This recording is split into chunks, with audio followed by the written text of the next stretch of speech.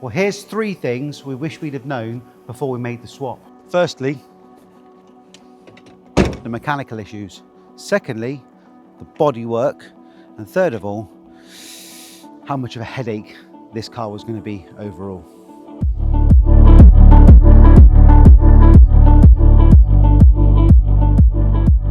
Yeah, so we swapped the C3 for this one. It's been an absolute headache, to be honest with you. C3 had a year's MOT. If we'd have just sold that, we might have got like 700 quid for it, to be honest with you. Instead, I thought it'd be a great idea to swap for this. Got a message out of the blue. Lady said to me, would you like to swap it for my TT? And I thought, yeah, do you know what? The wife would love a TT. Along the way, it's just been absolutely nothing but headaches. We clear one problem, we get another. We clear that problem, we get another. And literally the pictures for this car were like golden. It was like a car that she'd had the pictures from originally when she bought it like 10 years ago from the garage. It really has been nothing but one thing after another. The car, we drove it into the workshop and then the exhaust literally went ka-dunk, exhaust noise, smoke everywhere, where it's just a nightmare. The bolts for the subframe were rotten. I mean, we'll go into more detail on it later on, but overall, do I wish we'd have done this car? Wait and see till the end. So this is a complete opposite to a conventional swap. Usually someone will put a post up on Facebook, for example, and then wait for people to message them saying, I've got this car, would you be interested? And then what they do is they both meet up, have a look at each other's cars, pop the bonnet, have a look around all the condition of the car, and then mutually agree, yeah, let's do this. Usually one believes that they're getting a better deal than the other, or they just think that they prefer to swap the car. This one, on the other hand, we decided to do it completely opposite and not meet the person. All we did was left the key on the car and they came along, took this car, well actually no, they took our car and left us this. For this car, we managed to collaborate with a few different companies. In one of our other videos later on, we're going to show you how we went about collaborating with them, how we reached out to them, and how we managed to achieve getting tyres, wheels, and the parts, the mechanical side of things, as a sponsorship collaboration perspective. So I'm sure you guys are probably wondering, I've got a car, I've got an idea, how can I get companies to help me in building the project? For this one, first one we've collaborated with is Falken tyres. Now, we'll go into detail a bit more along the way of how we managed to get them to supply the 4 brand new tyres. Also, we'd like to show you the wheels we had done by a local firm. So we've gone for like big corporate companies as part of the project, but also independents as well. So we've had 4 brand new tyres by Falken. We've had the wheels refurbished by Elite alloy wheel refurbishment in Swindon, and then we also got a collaboration with NAPA Auto Parts. So as you'll see later on in the video, we basically got them to help us out massively on this build, and then as time's gone on, we found more and more and more things wrong with this car. So what turned out to be quite straightforward at first seemed like, yeah, just going to be the exhaust, maybe some tyres. Then we started spooling off ideas, how can we make this car look the best it possibly could, because it was rotten. We started off with this, essentially is what we got. From the pictures, it looked really good, but actually, as you look into it, delve into it, you start finding basically all the flaky panels, all the rot where these 2 parts meet. Also the bubbling around the sills here as well. So what we've done is we basically replaced these ones. Now, the only challenge along the way really we had that still to this day that we need to replace is this wing here. So it turns out they're not all that easy to find. So how do we go about getting the right paint code for the car? So what we've done is we basically called up Audi and said to them, look, can you give us the paint code for the car? And then what we've done from that is we just looked up on all the social media platforms. The main one we actually done really well on was Facebook Marketplace. We just sent people a load of emails, looked up typed into Audi, blue Audi TT or break-in for the parts, messaged a load of people with the same message and just said, have you got a TT? Is it this paint color? A lot of people said, I don't actually know. How do I know? So we just asked them, can I have the registration number? Because it's less likely or more likely to help us basically. So we just said, look, what's your registration number? I did the legwork. I rang up Audi and said, look, is this registration number the right paint code for the car that we need? So at least that way we knew that it was the right paint colour. So luckily for us, we found one main donor for the car that had all these parts apart from the wing. So one phone call and we basically got the panels. So the benefits for going for the used panels in the same colour is they're going to be a similar age. So they're going to have the same sort of wear, and there's a good chance they might have been painted in the same factory as well. So if we were to have painted these in, you know, by a body shop, chances are they're not going to have come out matching perfectly anyway. So huge shout out to that. Also, another point I didn't make out is cost. So go into a little more detail on it later on the overall cost of the build, but I can tell you that both of the sills and the one wing cost me like £150. So that's the cost of like one panel being painted. If I got a second-hand panel in black or green and had to get it painted, I pay the same sort of money plus then having to get it painted. And I can almost guarantee it won't match. You need blending in. Honestly, what have we done with this car? Where do we start? The reason we've done this on B-roll is because there is just so much to get through in such a little space of time, really. If we did this at normal speed, you guys would be here for about a week just watching this video back to back. So we've just sped it up a little bit just to highlight how much work was actually involved, considering it's wings, sills, brakes, tyres, you know, exhaust, well, you know, battery. What else is there going to be? Oil change for it along the way. I mean, there was so much work involved in this car, and the guys literally just smashed it out of the park. Originally, I said to them, look, I think we'll just swap this car, and it's, you know, good chances are it's going to be a tyre, maybe oil change.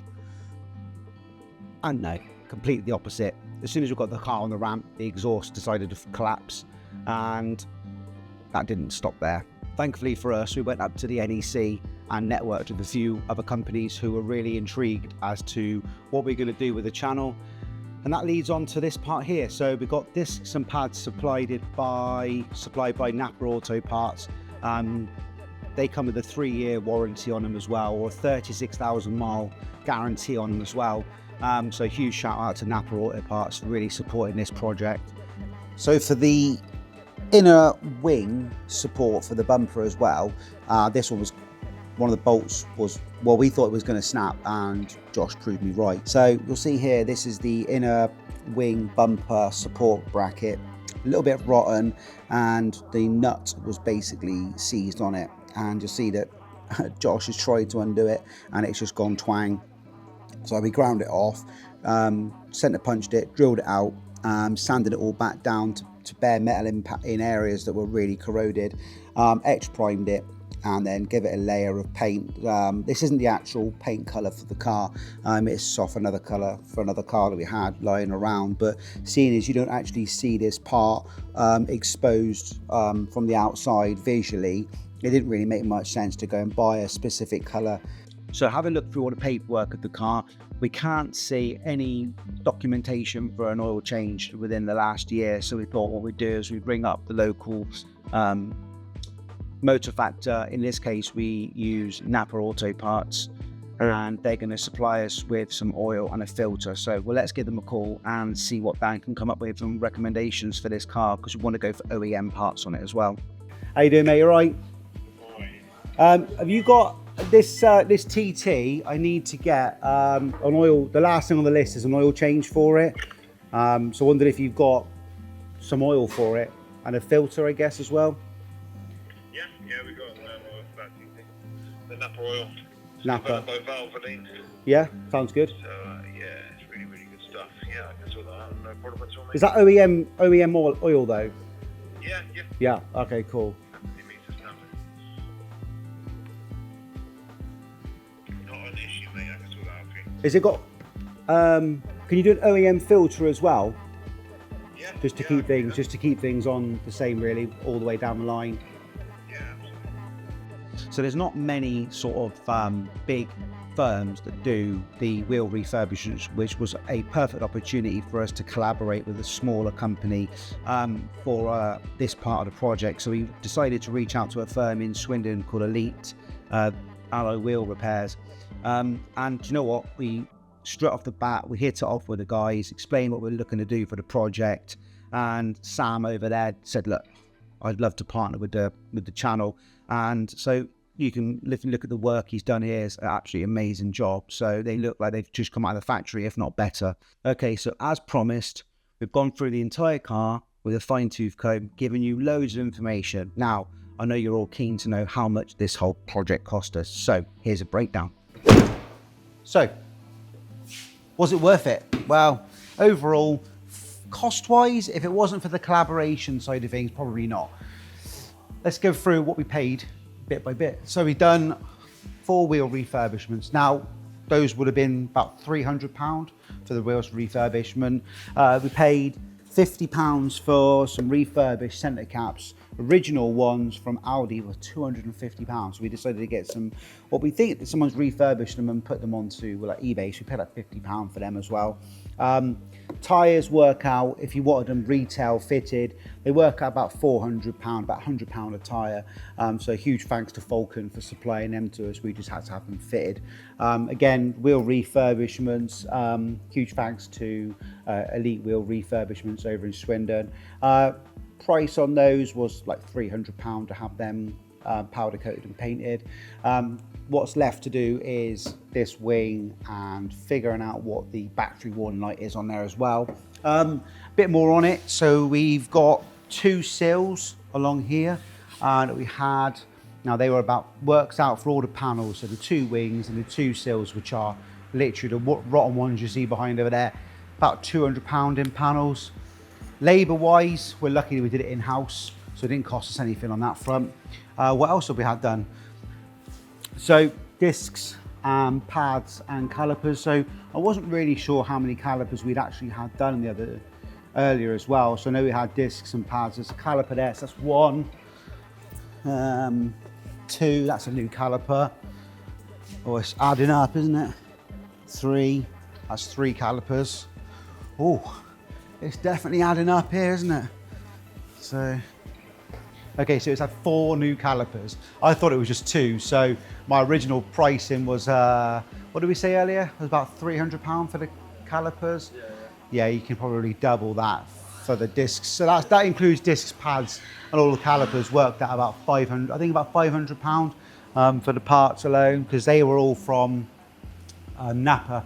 And the ones we went for come with like a 3-year guarantee on them, because I thought, well, we could do a 12-month one, but actually if we do, it was an extra, I think if you were paying for them, I think it was like an extra £30 or so to go from like a 12-month one or to like the no quibble 3-year guarantee. So we just said, look, can you do that? And they were happy to do that as well. So overall, needs to have the exhaust as well. We didn't add that in there. The exhaust was about £90 as well. So, but we got that off eBay. Oil and filter change. So we went for the NAPA oil, which is made by Valvoline. I think on the phone earlier, the guy on the phone was saying that one comes with like a 3-year warranty as well on the oil, and it's OEM as well. So we knew we'd have the correct oil and spec for it as well. A lot of the other stuff was basically bodywork and detailing as well. Number of hours we went into that we haven't equated for in like polishing the car up and getting rid of all the like little tiny scratches. It's not perfect by all means, because, well, I'm not a detailer, but we did it on our own as well, give it a clean in the inside. And yeah, so overall we spent £2,400.